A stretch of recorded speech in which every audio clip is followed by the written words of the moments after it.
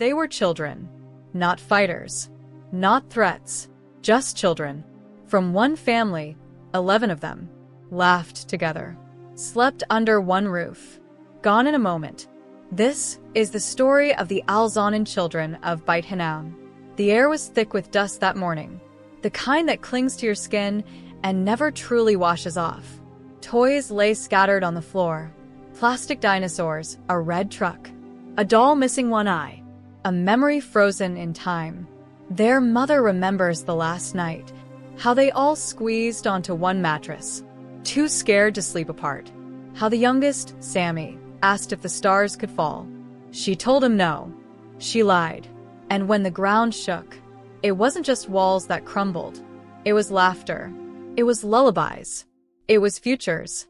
In the silence that followed, only the call to prayer echoed through the smoke, a broken sound in a broken place. And still, somehow, a whisper remains, a quiet defiance in a mother's eyes. They were here. They mattered. They were loved. Never forget the al-Zaanin children. In Beit Hanoun, the al-Zaanin family was known for their closeness. Their children, like stars in the sky, each with a name, a laugh, a light of their own. The family home, though modest, was alive with joy and noise. From toddlers to teens, the al-Zaanin kids were a portrait of resilience, growing up in the shadows of war, but still dreaming. And in the quiet moments before dawn, their mother would rise to the smell of jasmine tea, listening to their soft breathing from the next room, a symphony of innocence. She used to sit by the window, tracing the cracks in the wall like lines on her palm, wondering how many more nights they'd get before the sky fell again. The youngest, Lena, loved purple hair clips.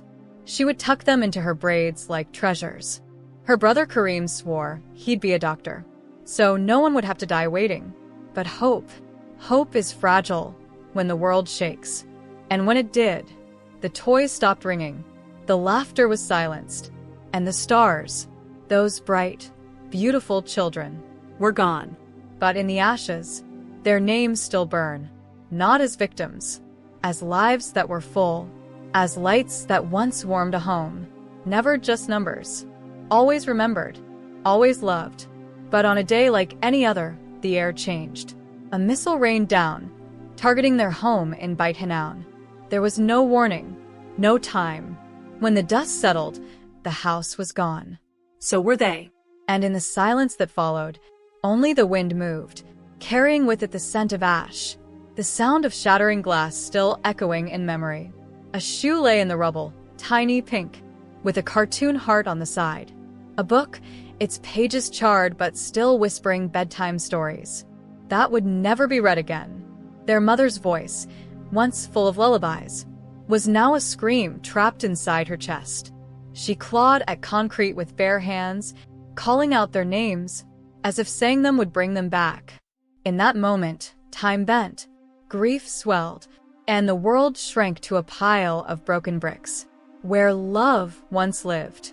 But somewhere within that devastation, beneath the smoke and the sorrow, a seed of quiet resilience took root.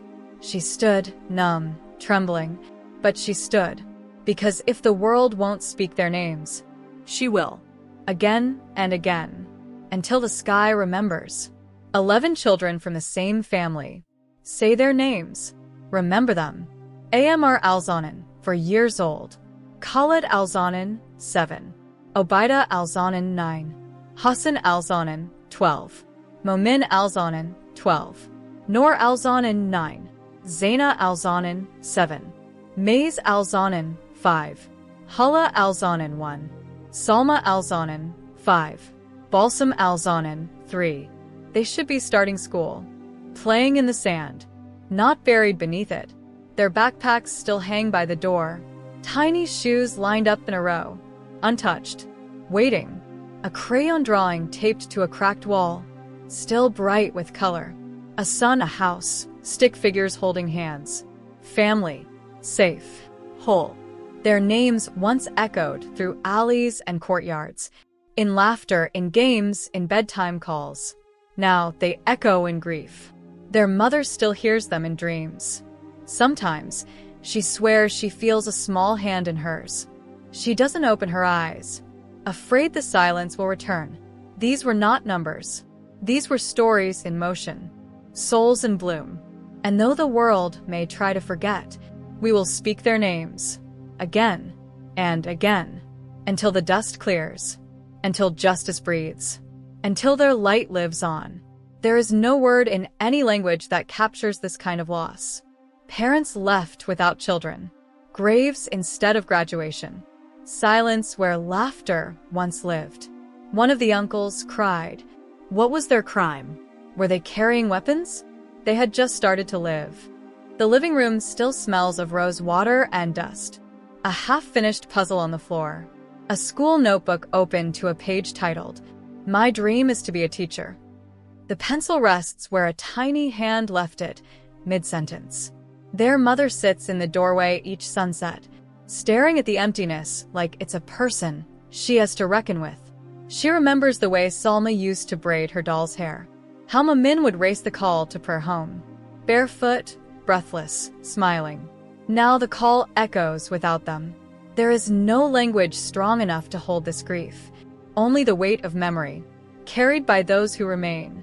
But in that weight, a quiet vow, to never let the world turn away, to speak their names, even through trembling lips, because they were not lost to silence. They were taken, and we must remember. For a day or two, the world took notice. Photos were shared. News tickers ran. But then, silence again. Yet their families still grieve, still search for pieces, still wake up screaming from dreams that are real. A mother picks through rubble with bare hands, hoping to find something, anything, a button, a braid of hair, a scrap of fabric that still carries their scent, the scent of warm milk and rose water, of innocence. Her mind replays the last moments again and again. Were they afraid? Did they cry out? Did they look for her?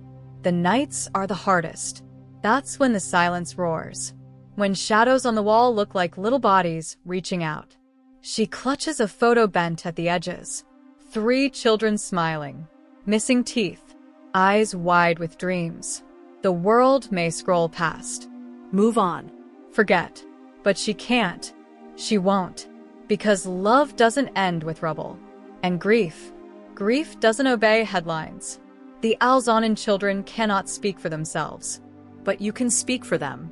Let their story echo. Let their names rise above the silence.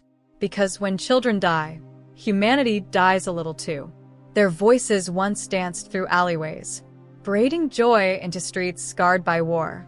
Now, only wind, only dust, only aching stillness where childhood once lived. But silence must not win. Their crayons still hold dreams that were never colored in. Their shoes, too small now for footsteps that will never come. A lullaby left unfinished, floats through a shattered window. And somewhere, a mother lights a candle, not for light, but so the world might still see them, speak for them, whisper their names into the noise of forgetting. Because memory is resistance. And love. Love does not end with a final breath. It carries, it calls, it keeps them alive, not in flesh, but in the fierce beating of hearts that refuse to forget.